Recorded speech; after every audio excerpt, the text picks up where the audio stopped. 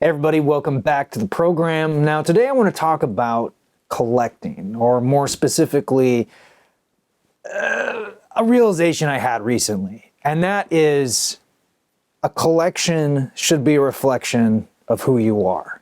I didn't mean to make that rhyme. But no, seriously, it took me a long time to get to this point, and if you'll indulge me, I'll kind of go through the Cliff Notes version of that. But over the years, why I collect has changed quite a bit. And, I would say initially it was more born out of like discovery. Like, oh, this is a funny cover. Like it really came out of humor or just like finding really interesting things and showing them to my friends. But eventually like YouTube, or really just the internet, took over, where like that wasn't as interesting. Like someone like didn't really want to hear the record, they could just pull up a video on their phone and play that. So that was sort of disheartening, and I had to let go of a lot of stuff. But even before starting this channel, I was still buying records, but not really going to a lot of record stores. Like I was always kind of a cheap bastard and just like to find deals. And I used to think of myself as like a rescuer of records from the thrift store. But what I've come to realize is that I was not very picky when it came to condition.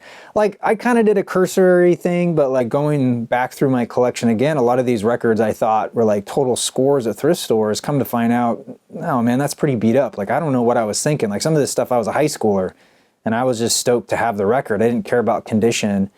And even after cleaning the record, it's still, it's not good, or it's like warped beyond playability. And so like a lot of the stuff I thought I got a great deal on, I really didn't. And like, that's why it was at the thrift store. And like, I started realizing I wasted so much time just digging through crap. And then to think I found gold, but really it was just fool's gold. I started this channel I started recording in 2010, and then the first episodes came out in 2011.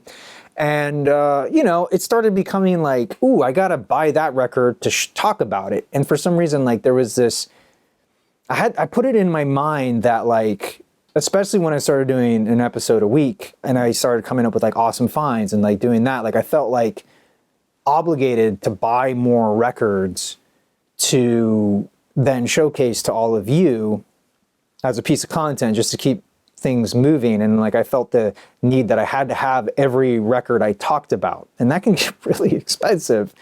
And it took me a while to realize like you don't have to do that. And if that's what you want to make your channel, that is totally cool. But for me, like I want to continue to grow this channel, and you have to look at pieces of content or series that don't do as well in terms of views, because those are taken away from time and energy I could be putting into a video that will catch a broader net of an audience. You know what I mean? Like these making of videos, these mini documentaries.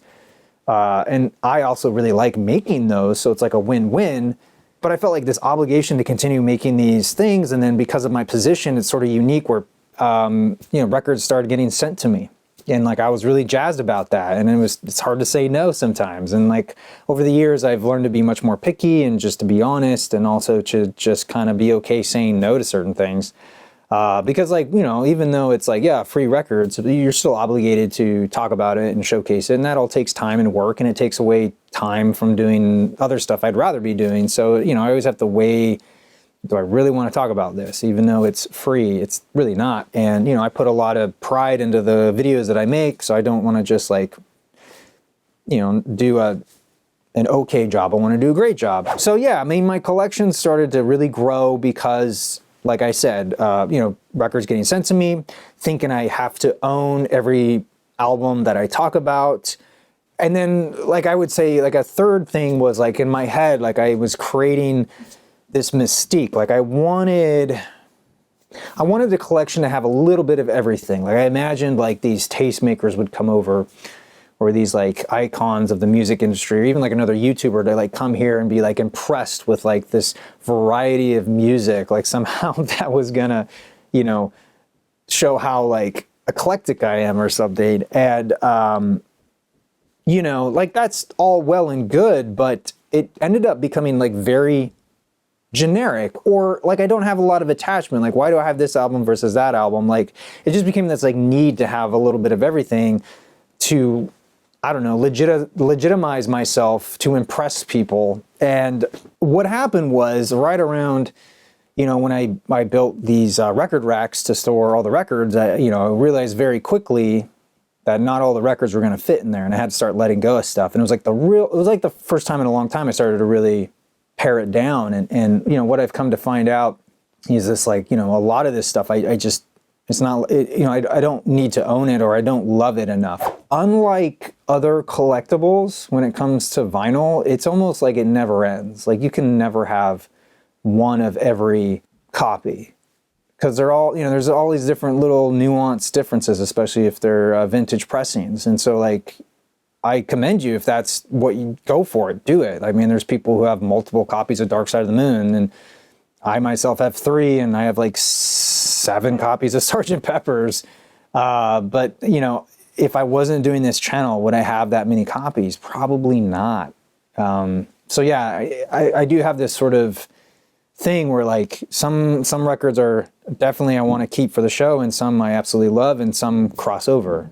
Your collection doesn't have to be like one record of every genre in the world. Like, it's more interesting and fascinating if it's very specific to you and who you are and what you love, because someone flipping through these records are going to learn something about you versus, like, say, just a random record store. Ultimately, besides a collection being a reflection of who you are, I think a collection should be a way of marking, like, your favorite records, your all-time favorites. Like, being able to, like, thumb through your favorite records also, that brings me joy as well. And I'm sure those of you who have a collection can relate to that. So yeah, let me know what you think. Do you agree? Do you disagree? I'd love to know, because, I'm not a philosopher. Like, I'm sure there's more to it. Like, why do we collect as humans? Like, why do we possess this thing that we need to do, like museums and all that sort of a thing? Because ultimately, at least the way things are now, like, you really don't need any physical media. You really don't. I mean, I like to keep some of my favorite stuff on physical media, because you never know if, like, the internet goes out, the copyright holder pulled it from Spotify or wherever you listen. So, like, it's nice to have something that doesn't have any of that. It's pure, an analog form of it, that kind of a thing, not connected to the internet, basically. Barring all that, I mean, there's really no practical reason to own vinyl. And then also, it's really expensive these days. I mean, it's just as well just own cassettes of your favorites, or own CDs, or, have a digital archive of your favorite music. You don't necessarily need to own vinyl records, but they are fun. It is something to do, and it helps to unplug a little bit. All right, everybody, that will do it for today. I want to thank you all so much for watching. Thank you for indulging me. I also want to thank my members over on Patreon. They really help to keep the show going, and they get to see videos like this early, ahead of time, without any ads. So if you're interested, there is information down below. All right, everybody, until next time, I'm your Vinyl Geek, and I'll catch you on the flip side.